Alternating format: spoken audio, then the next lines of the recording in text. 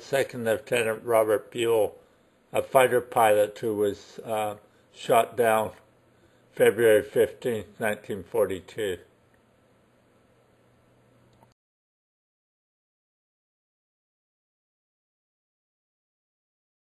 Let's take a look at the harbor's edge. This interpretive sign tells me about the tidal levels and the different types of trees that grow along the shoreline.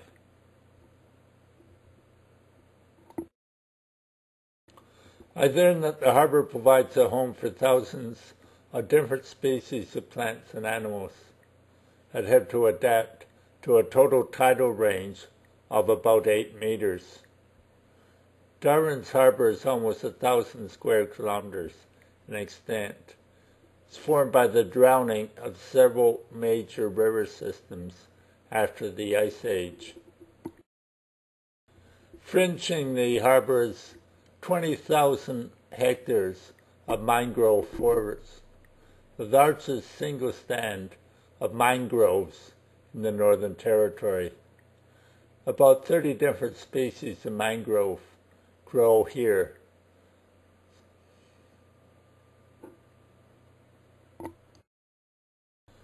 I'm quite intrigued by the interpretive sign, ships and sunsets.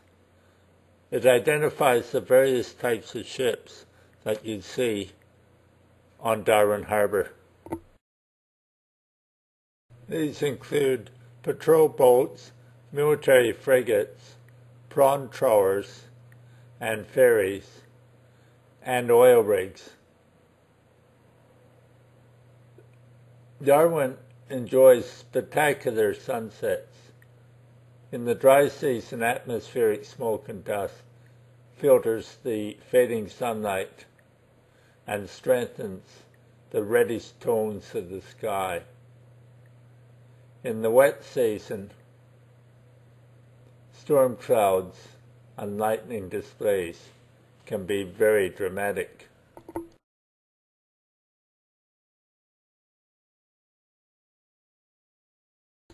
I head over towards the entrance to Doctor's Gully. It's marked by the YMCA. It's one of the cheap backpacker places to stay at in Darwin, and it's very close to the central business district. There's quite a steep hill going down to the harbour. We pass some World War II fuel storage tanks. There's quite a long history attached to Doctor's Gully, including the first landing, Peel's Well, and the government gardens, as well as the old hospital.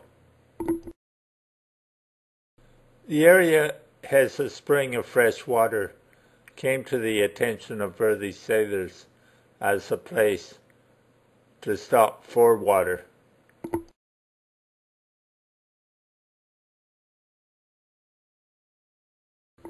In the 1870s, serious outbreaks of malaria led to the building of a hospital. Built with public subscription, it was opened in 1874.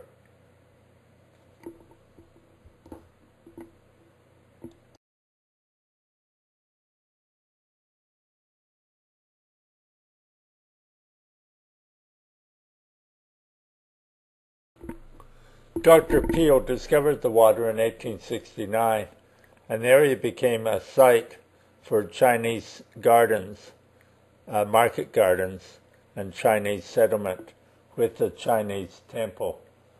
During the Second World War, it became the site for the RAF Catalina flying boats. Following the war, the site was abandoned by the military.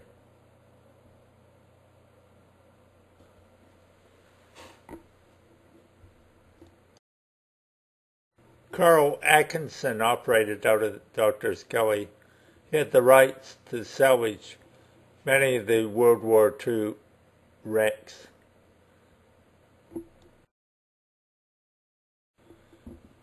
Dr. Gully during the Second World War was also the site of an anti-submarine net supported by buoys that were controlled from here. Some of the old buoys and winching equipment remains on display.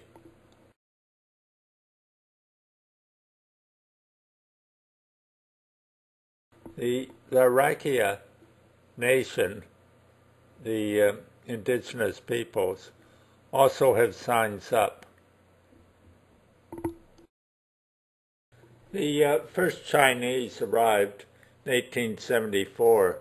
By 1888, they outnumbered the Europeans 6-1. They occupied Doctor's Gully as the market garden area between 1874 and 1929.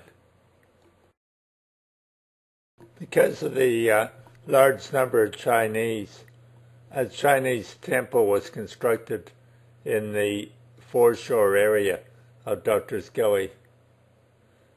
This fisherman's temple was known by several names.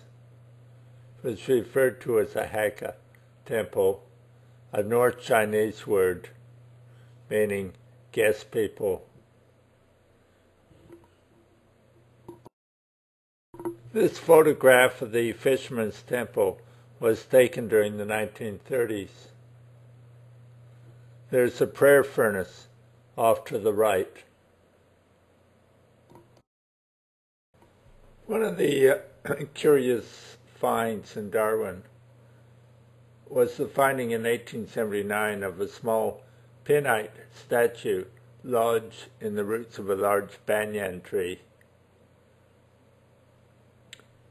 The discoverer didn't announce the find for many years, and it wasn't until 1928 that it was identified as the image of the Taoist immortal Sholai, god of longevity.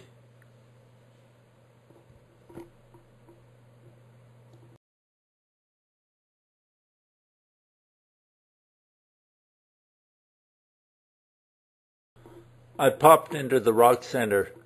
It allows you to climb up the walls of one of the old World War II oil storage tanks. Quite an active center and quite exciting. Well, I decided to have a look at Peel's Well. They do have a wheelchair entrance to it, as well as a staircase. Some old scrap in the tropical rainforest there. Not sure what it was. Time to move on, back to the Esplanade and Darwin.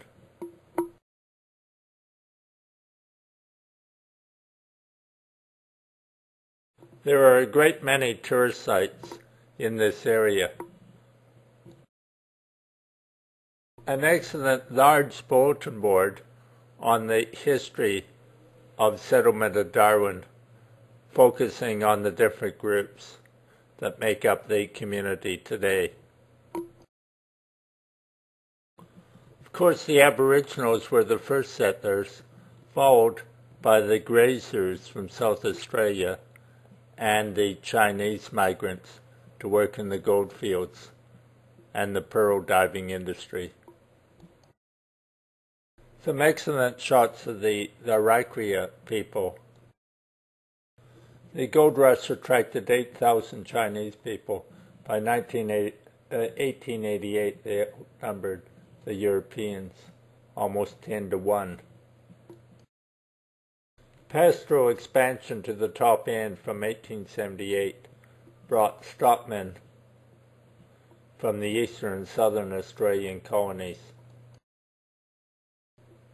An important event was the construction of the overland telegraph line between 1870 and 1872 through Alice Springs from Adelaide. Put Darwin in communication with the rest of the world.